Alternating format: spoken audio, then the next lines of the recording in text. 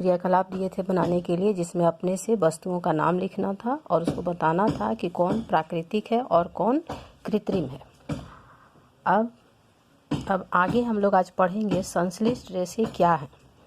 तुम लोग को अगर कुछ डाउट है तो पूछ सकती हो, नहीं तो हम लोग आगे बढ़ेंगे। तो संश्लिष्ट रेशे या कृत्रिम रेशे, जिसको मनुष्य कृत्रिम विधि के द्वारा प्रयोगशाला में बनाता है या कारखाने में बनाया जाता है, वो संश्लेषित रेशा कहलाता है। तो यहाँ पर देख रही हो कि दिखा रहा है कि जैसा आप जानते हैं कि सर्दियों से हम विभिन्न प्रकार के सूती, ऊनी और रेशमी कपड़ों का इस्तेमाल करते आ रहे हैं। सभ्यता के विकास के साथ साथ वैज्ञानिकों ने कृत्रिम तरीकों से प्रयोगशाला में रेशों का निर्माण किया, जिन्हें संश्लिष्ट रेशा या सिंथेटिक फाइबर्स कहते हैं। तो तुम लोग इतिहास में पढ़ी हो कि सभ्यता का विकास, बहुत सारी सभ्यता के बारे में पढ़ी हो।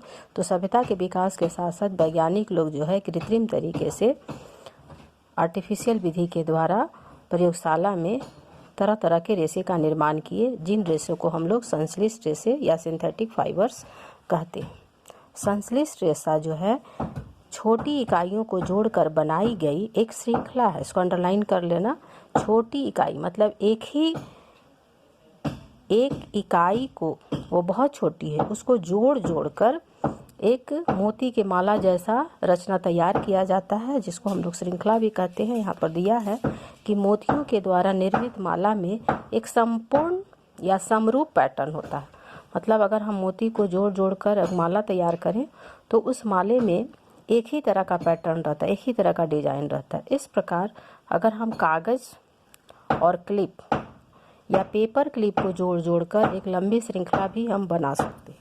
जैसा कि यहाँ पर बुक में दिखाया है दो चित्र, एक है ए नंबर मन का यानी माला, और बी नंबर जो होता है पेपर पिन या जेम्स पिन जिसको कहते हैं, उसको जोड़ कर एक हिस्सा को दूसरे सिरा से जोड़कर एक श्रृंखला बनाया गया, जो लंबी श्रृंखला है।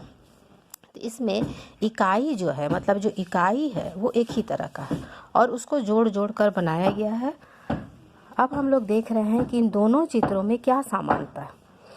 एक है मोती का मनका या माला और दूसरा है पेपर पिन या पेपर क्लिप से जोड़कर एक श्रृंखला बनाई गई है। यह एक साथ जुड़ी छोटी इकाइयों की एक लंबी श्रृंखलाएं हैं। इसी प्रकार संश्लेषित रेशे में भी अनेक छोटी इकाइयां आपस में जुड़कर एक श्रृंखला बनाती है, जिसमें प्रत्येक छोटी इकाई एक रासायनिक पदार्थ है। जो भी इकाई है वो एक प्रकार का रासायनिक पदार्थ होता है, जिसको जोड़ कर हम लोग जो है एक लंबी श्रृंखला तैयार करते हैं।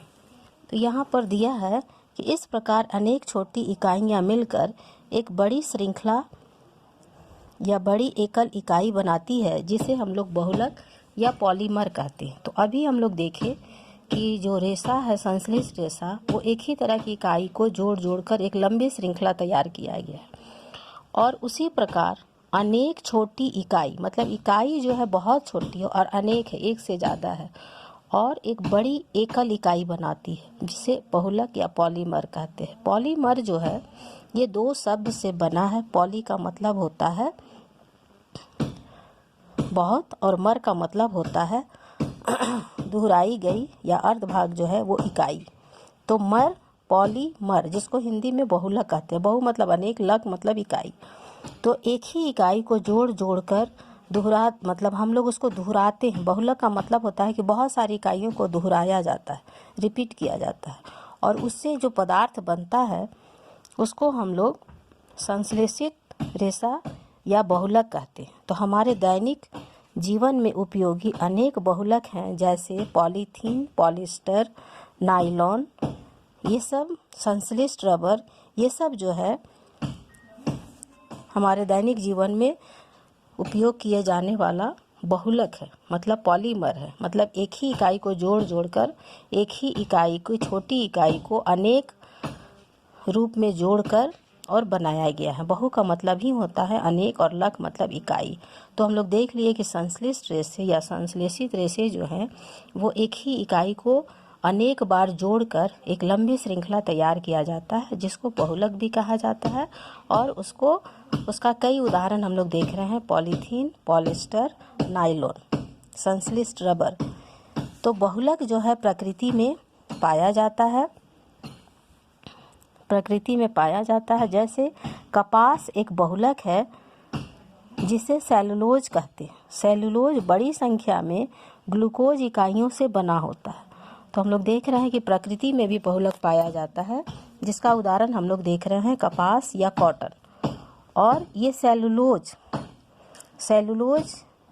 बहुत बड़ी संख्या में जब हम जोड़ते जाते हैं तो सेलुलोज बड़ी संख्या में ग्लूकोज इकाइयों से बना होता है। तो कह रहा है कि सेलुलोज बहुलक का उदाहरण हम लोग देख रहे हैं। और बहुलक जो है जो प्रकृति में पाया जाता है, क्वेश्चन आता है एग्जाम में कि प्राकृतिक बहुलक का उदाहरण बताएं या नाम बताएं, तो कपास या कॉटन जो है ये एक प्राकृतिक बहुलक है जिसे हम लोग सेलुलोज भी कहते हैं। और सेलुलोज जो है वो बहुत बड़ी संख्या, मतलब ग्लूकोज इकाई को, ग्लूकोज एक रासायनिक पदार्थ है कि यौगिक है, तो ग्लूकोज को जोड़ कर सेलुलोज बनाया जाता है। तो संश्लेषित रेशे के प्रकार के बारे में हम लोग देखें कि संश्लेषित रेशे क्या है। तो हम लोग देखें कि संश्लेषित रेशे जो हैं उनको बनाया जाता है और इस प्रकार अनेक छोटी इकाइयों को मिलाकर एक बड़ी इकाई तैयार की जाती है जिसको बहुलक कहते हैं। बहुलक में हम लोग देखें कि हमारे दैनिक जीवन में बहुत सारे बहुलक हैं जिनका हम लोग उपयोग करते हैं, जैसे पॉलिस्टर, पॉलीथीन, नायलॉन, संश्लेषित रबर। और हम लोग देखें कि प्रकृति में भी बहुलक पाया जाता है, जिसका उदाहरण हम लोग देख रहे हैं कि कॉटन।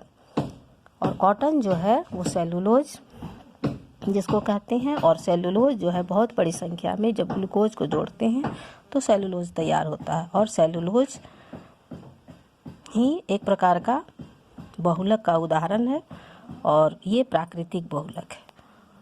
तो इस तरह से आज हम लोग इतना हम लोग देखेंगे और ये हो गया तुम्हारा संश्लिष्ट रेशा।